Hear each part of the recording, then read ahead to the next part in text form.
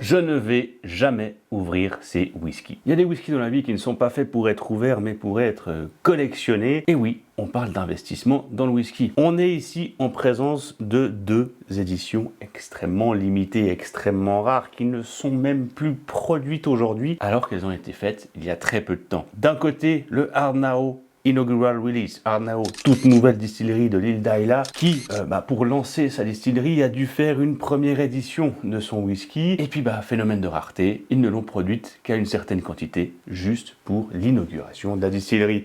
Aujourd'hui, introuvable, c'est un whisky pour investir. Et de l'autre côté, le Ardbeg Eureka, créé en 2023 avec le Ardbeg Committee, un panel de 200 personnes à qui on a posé une ribambelle de questions sur qu'est-ce qu'ils aiment, qu'est-ce qu'ils n'aiment pas, qu'est-ce qu'ils veulent voir dans un whisky, qu'est-ce qu'ils ne veulent pas avoir dans un whisky.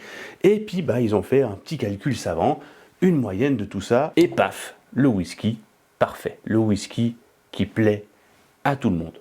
Enfin, à tout le Ardbeg Committee. Normalement destiné uniquement aux membres du Ardbeg Committee, on est déjà dans un cercle très fermé, mais il y a quelques cartons qui ont pu échapper à droite et à gauche chez Ardbeg et finir chez différents revendeurs, et quelques chanceux ont pu mettre la main dessus. J'en fais partie, et je vais pas ouvrir cette bouteille.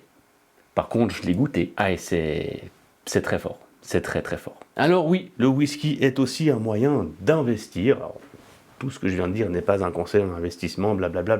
Et si tu veux en apprendre plus sur le monde des whiskies et de l'Écosse, eh bien, abonne-toi.